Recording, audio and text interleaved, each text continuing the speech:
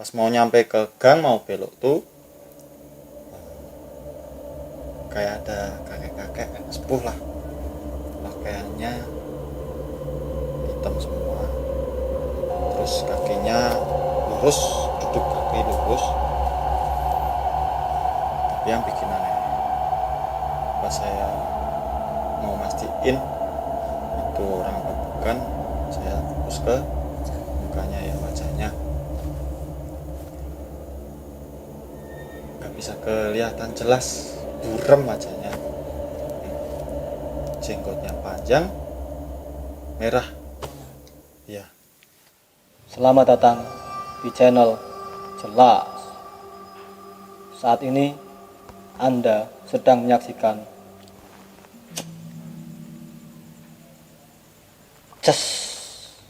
cerita seram.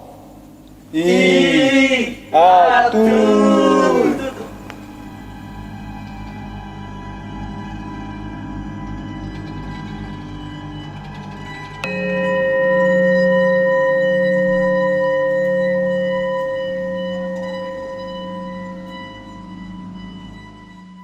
Dalam konten ini kami akan menyajikan cerita seram yang dialami langsung oleh narasumber yang kami hadirkan malam ini. Ingat, cerita ini adalah nyata, fakta, tanpa rekayasa. Malam ini telah hadir narasumber kami, seorang penyanyi indie yang tenar dengan lagunya Waktu Yang Salah. Selamat malam Mas Firsa Besari, tepuk tangan. Bener ya Mas Firsa Besari ya? Bukan mas. Soalnya hampir mirip Mas. Banyak bilang yang seperti itu mas. Pantas. Oke, di sebelah saya sudah ada narasumber. Selamat malam Mas. Malam mas. Malam. Namanya siapa kalau boleh tahu? Nama Mahfud Zairin. Mahfud Zairin. Biasanya dipanggil Mas Zai. Mas Zai. Ya. Oke. Mas Zai, usianya berapa Mas? 24. 24 tahun. Sekarang ini kerja Di rumah mas. di rumah sebagai Usaha kecil-kecilan. usaha kecil-kecilan. Apa itu Mas kalau boleh tahu? Usahanya. Desain sama percetakan. Oh, desain. Mantap itu. Buat teman-teman yang butuh desain, jasa desain, silahkan bisa hubungi Mas Zairin. Bisa. Untuk portofolionya ada di Instagramnya ada di deskripsi. Malam ini mau bercerita tentang apa ini Mas? Kontrakan dulu pas waktu ngerantau. Kontrakan. Angker itu kontrakannya. Lumayan angker. Oh, Serem. oke. Nanti sebelum cerita saya bunyikan gamelan dulu ya Mas. Ya. Setelah saya bunyikan ini, silahkan Mas Zai bercerita.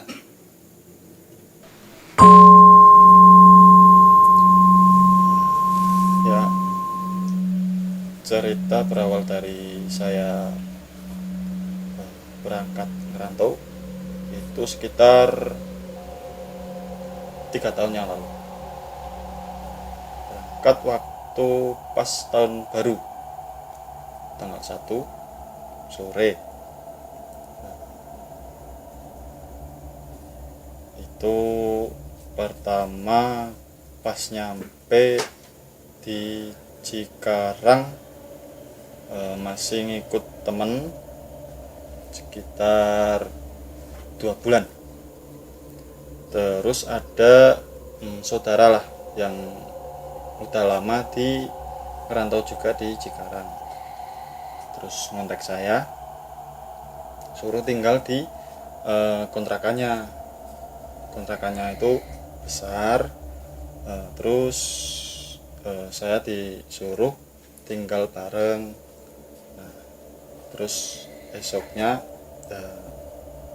dia jemput saya ke kosan teman saya itu, langsung berangkat sore. Pas pindah itu nyampe waktu malam sekitar jam 9-10 lah nyampe. Berarti itu agak jauh kok kosan sama kontrakannya yang itu. Sekitar sejam lah, 1 jam. ya, jarak 1 jam.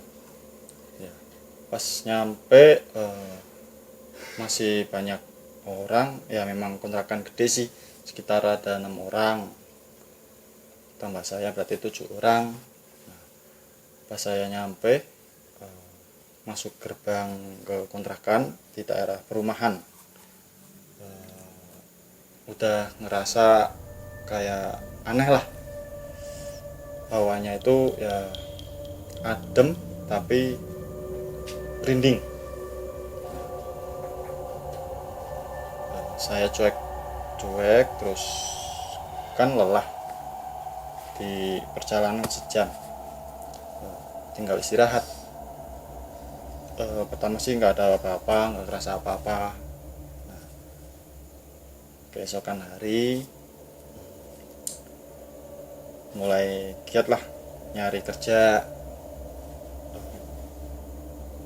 Selang waktu 3 hari diterimalah di salah satu PT di daerah Cikarang. Nah, jalan sebulan, terus kan udah masuk kerja, kan semua orang yang di kontrakan itu kan udah pada kerja. Nah, sebagian orang sih shiftnya sama, kecuali saya. Nah, beda shift. Nah, pas berangkat saya shift pagi, pulang kan siang. Nah, pulang siang, terus sore-sorenya teman-teman saya tuh pada berangkat, terus saya dikontrakan sendirian. Menjelang waktu mau maghrib lah. Nah, kan saya mau mandi tuh, mau masuk ke kamar mandi, ambil handuk.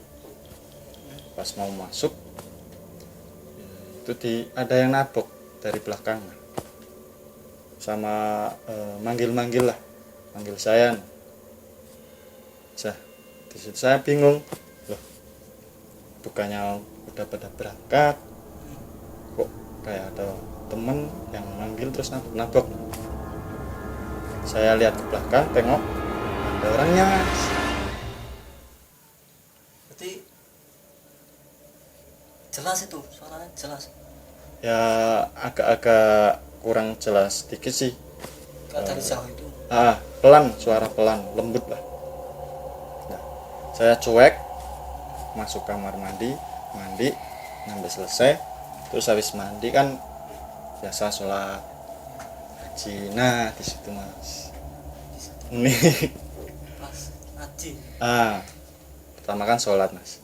Nah, sholat saya ya mungkin bisa dibilang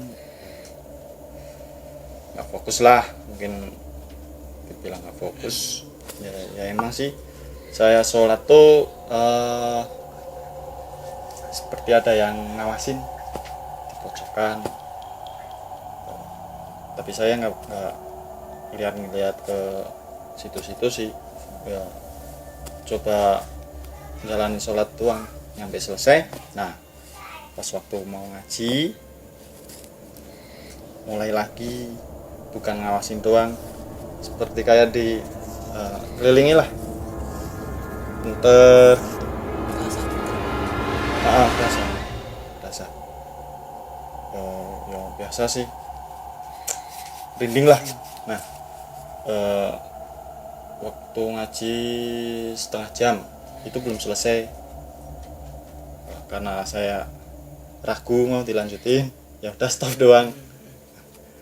Saya tinggal, terus mainan HP, nonton TV, terus nggak ada apa-apa lagi. Saya tinggal tidur,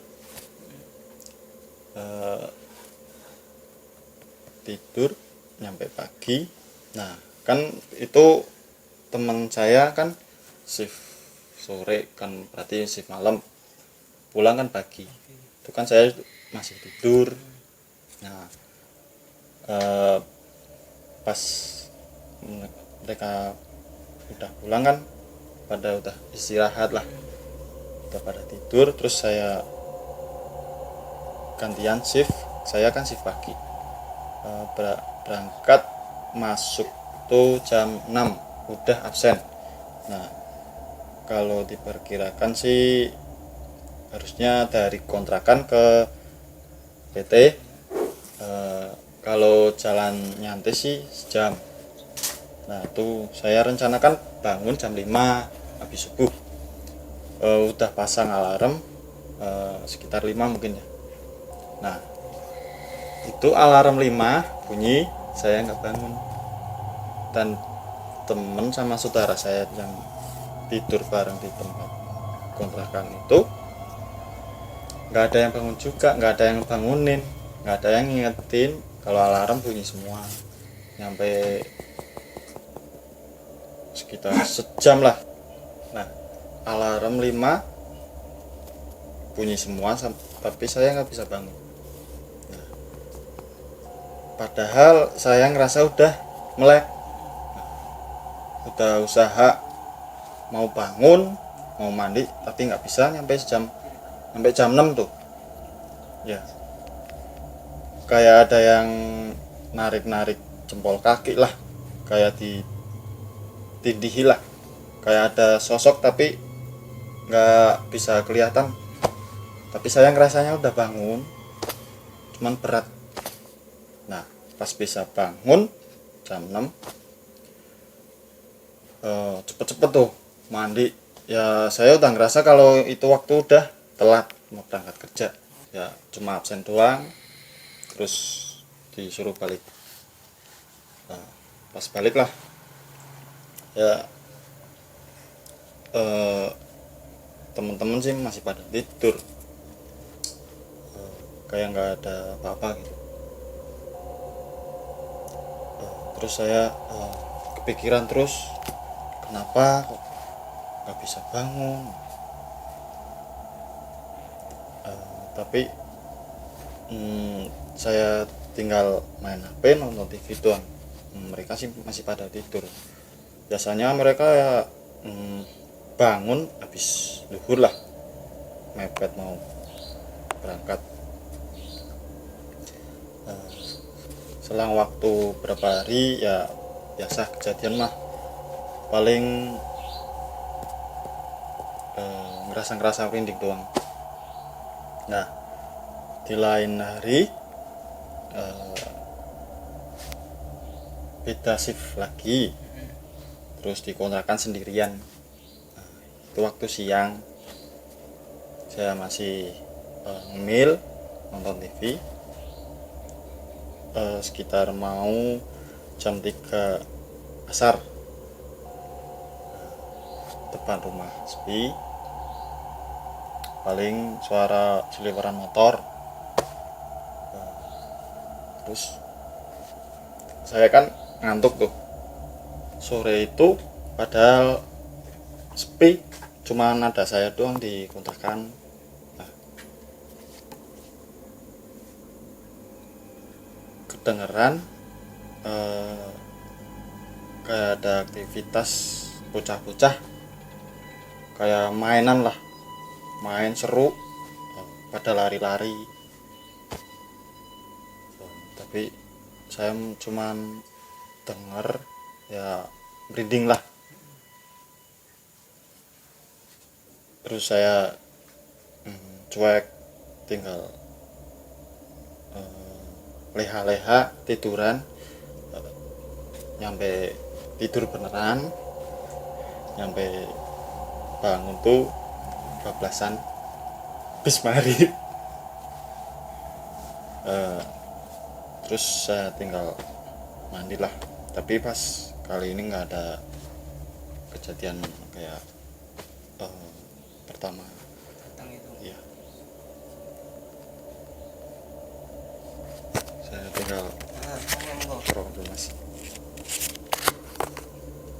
kurang mas.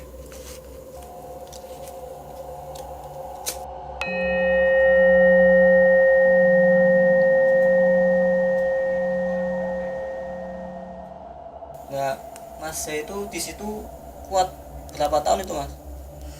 Ya ngabisin kontrak kerja sih, Hmm, sekitar kurang lebih setahun lah. setahun di situ kontrakan angker itu. Nah, berarti sering mengalami kejadian-kejadian mistis juga di situ. Sering sih ya, tapi cuman biasalah ngerasa merinding. Mentalnya kuat berarti ya. Kayak ini. Ya bisa Soalnya dibilang kayak gitu. biasanya itu kalau yang nggak kuat itu bisa sampai gangguan mental pulang. Apa ya? Iya, ada itu yang kayak gitu. Apa mungkin dulu pas kecil pernah mengalami kejadian seperti itu juga dengan makhluk gaib?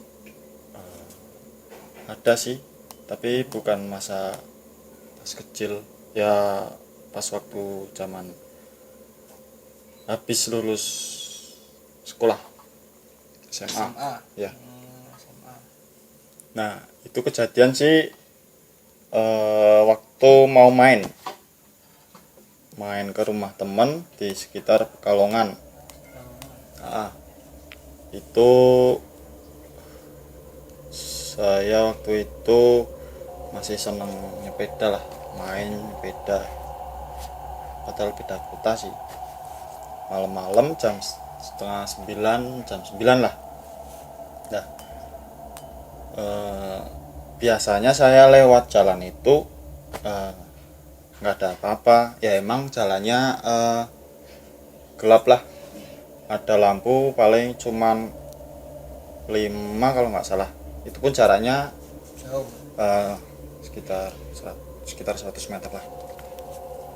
Nah di situ lokasi sih deket salah satu sekolah menengah ya, SMP SMP. di daerah Pekalongan. Nah saya mau lewat jalan alternatif lah, gang tembusan, gang kecil. Waktu masih ngayuh menjot, kan di gang itu ada buat tempat duduk orang, cangkruan lah, ngumpul. Tapi di situ memang kalau malam gak ada orang, sepi ya. Nah pas mau nyampe ke gang mau belok tuh kayak ada kakek-kakek sepuh lah, pakaiannya hitam semua, terus kakinya lurus, duduk kaki lurus. Tapi yang bikin aneh, pas saya mau mastiin itu orang apa bukan, saya fokus ke mukanya, ya wajahnya nggak bisa kelihatan jelas, buram wajahnya. Jenggotnya panjang, merah ya. Saya pas itu kan lagi ngayuh sepeda, tiba-tiba pas fokus ke wajah, badan langsung berinding, kaki diem nggak mau ngayuh. Saya ketakutan lah, mau teriak gak bisa, mau ngayuh kakinya mau gerakin gak bisa. Saya cuman dalam hati ya kumat kamit lah, baca ini baca itu. Pas mau nyampe kan cuman ngandelin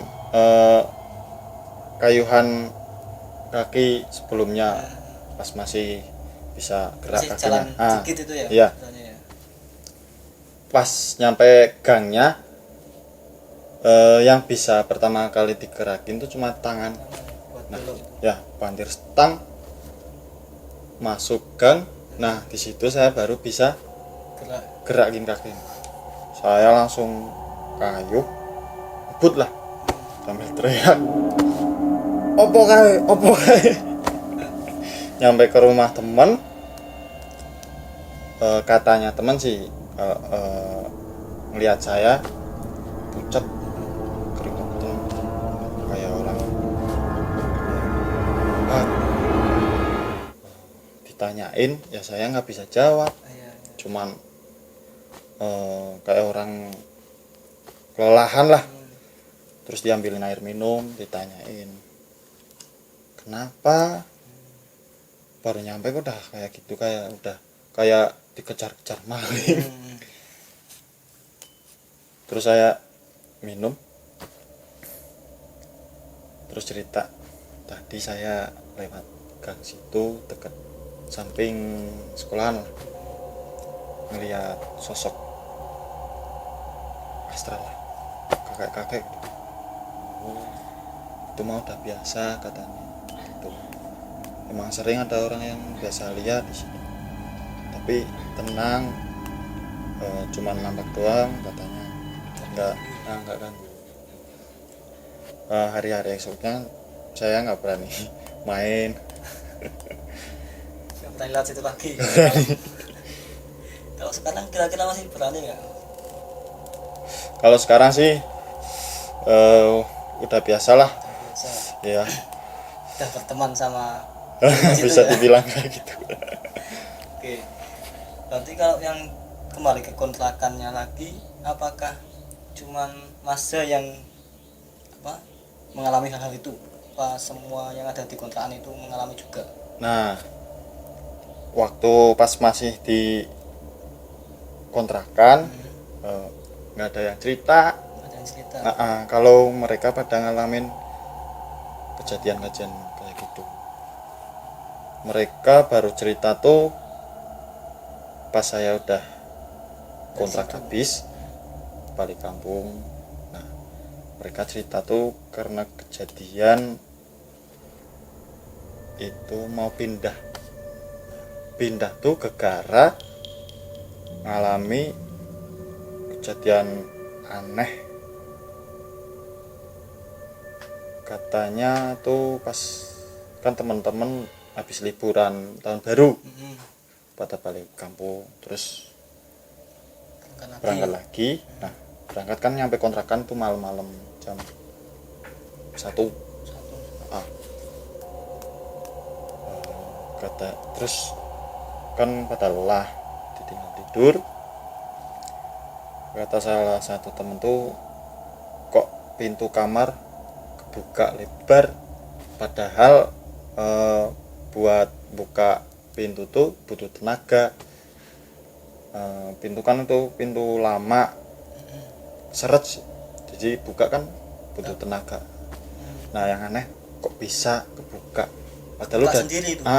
Padahal udah ditutup. Nah, anehnya itu di situ, mereka bingungan pada bangun.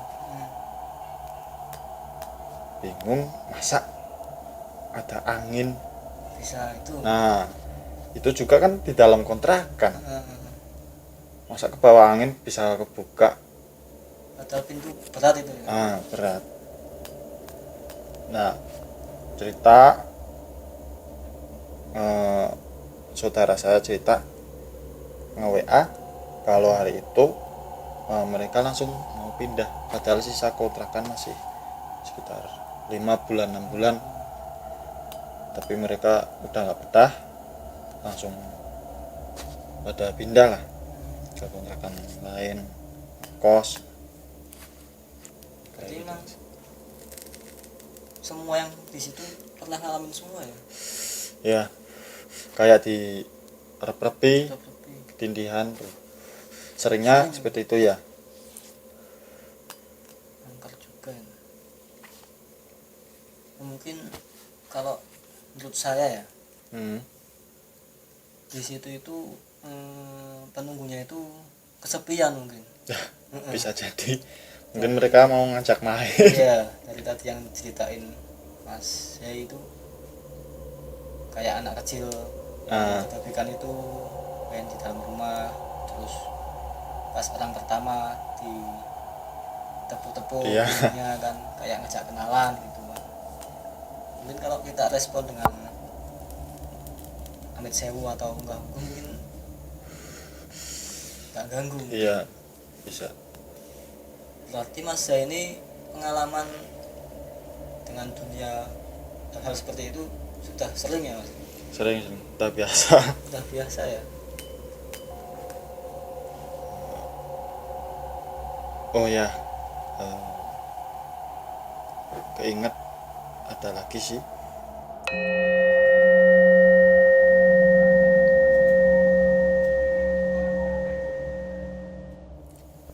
waktu itu kejadian habis itu sebenarnya habis balik dari rantau kan alumni pada ngumpul ngadain acara di sekolahan saya, sekolah dulu di SMA Kalongan. Tapi yang datang cuma 3-5 orang, saya lupa. Jadi nggak ada acara apa-apa, ya cuma ngobrol doang. Terus saya pindah dari tempat obrolan kawan-kawan tuh masuk ke salah satu ruang kelas. Nah, saya kan cuman mau main HP lah, wifi-nan biar dekat sama sinyalnya. Terus ada salah satu temen itu masih video call sama teman online lah, ya udah akrab sih sama saya juga. Terus dia nyusul ke ruang kelas, tadi saya sendirian, ngajakin ngobrol, ngajakin VC bareng, asik, ketawa-ketawa, guyonan, ngobrol-ngobrol asik.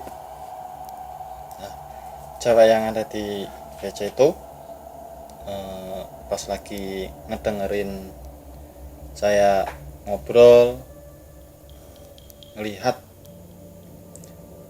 belakang saya sama teman saya kayak ada orang cewek lah, rambutnya panjang tapi wajah nggak kelihatan jelas, tapi katanya ambrol. Terus dia kaget, teriak, langsung matiin VC. Nah, kita berdua kaget lah, ada apa kok nggak pamit, tiba-tiba teriak matiin itu VC. Terus dia langsung WA, tadi siapa yang di belakang lu berdua, gitu katanya. Nah, terus saya jawab, kan cuma kita berdua doang yang di dalam kelas. Lah tadi ada cewek rambutnya panjang. Loh, yang bener. Terus temen saya yang satunya sedikit ketakutan lah, nanya-nanya mulu, yang bener, jangan bercanda, saya di sini, kita cuman berdua doang, katanya seperti itu. Terus iya beneran, kata ceweknya, tadi saya ngeliat beneran, serem. Udah ya, jangan kece lagi gitu. Udah kapok katanya. Saya cuma ketawa-ketawa. Terus teman saya ngajakin keluar, keluar ke ngumpul ke situ lagi, ke temen. Ayo katanya. Saya cuma ketawa-ketawa. Ya. Temen ceweknya itu nggak sempet screenshot ya pas lihat itu ya? Ya kan refleks takut, iya. langsung matiin doang. Kalau Mas yang lihat mungkin screen abadikan pasti ya? Iya, buat kenangan. Pengalaman mistisnya sudah banyak berarti, sesuai dengan penampilannya ini. Pasti punya sesuatu yang itulah tentang hal gaib. Berarti ini sudah selesai Mas ceritanya? Apa masih ada lagi? Sebenarnya sih masalah pengalaman kayak gitu, kejadian kayak gitu sih udah biasa lah, banyak.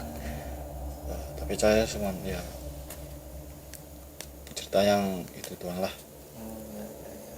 Yang lainnya itu berarti dicuekin tok ya? Ya biasalah, merinding doang, cuman lihat seliwar doang. Oke, berarti saya akhiri ya ini ya, saya berikan lagi.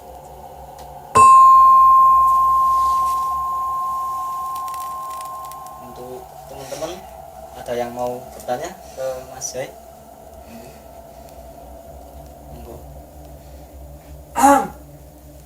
Ini Mas, materinya Mas. Iya. Kan pas tadi jenengan ngaji itu kan diganggu. Lah kok setannya kok nggak takut ya? Ketika Anda ngaji kan itu kan ada pembaca surat Al-Qur'an. Iya. Apa setannya kok masih ganggu gitu loh. Saya juga kurang tahu itu Mas. Mungkin dulunya setannya suka ngaji. Sultan Islam itu. Bisa jadi.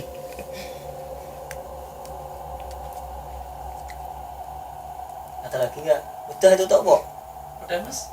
Udah. Itu mungkin menurut saya ya ini ya.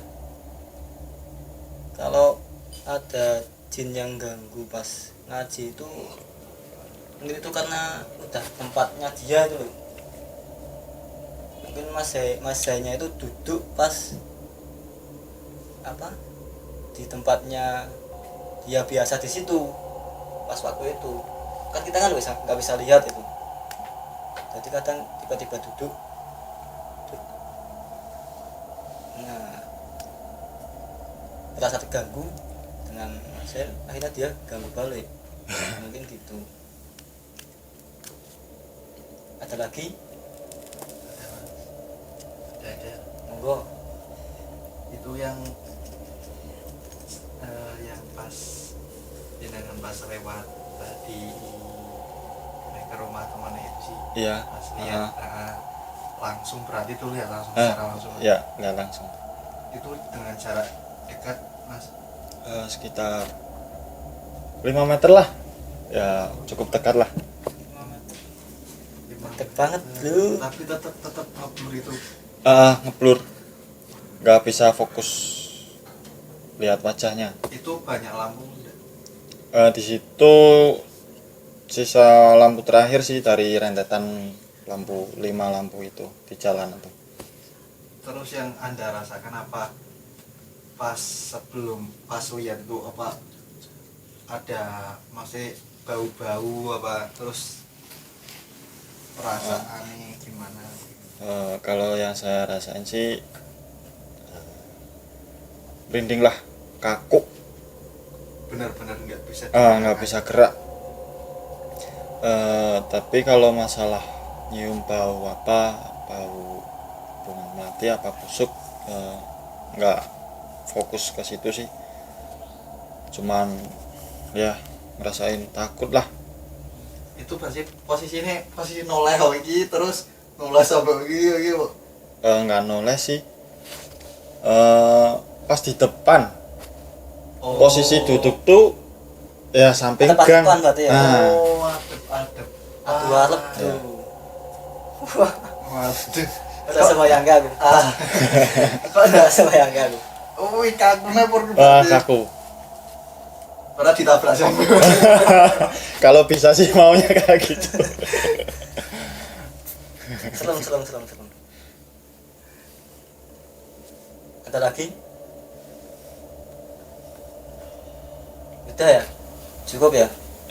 Oke, terima kasih Mas Hairul Ya, sudah sama-sama. berbagi pengalaman seremnya pada kami di sini. Untuk selanjutnya kalau ada lagi mungkin ya, kalau Ya. mengalami lagi bisa silakan lagi kembali ke sini sama kami. Oke. Terima kasih sudah menyaksikan acara ini.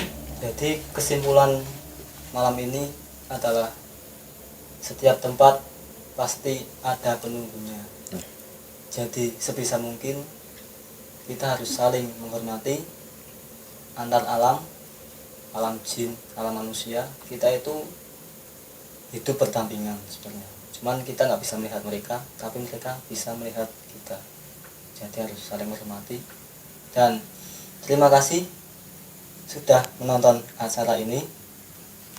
Bagi Anda yang merasa punya pengalaman serem dan ingin berbagi kisahnya dengan kami, silahkan bisa DM kami di Instagram bawah ini.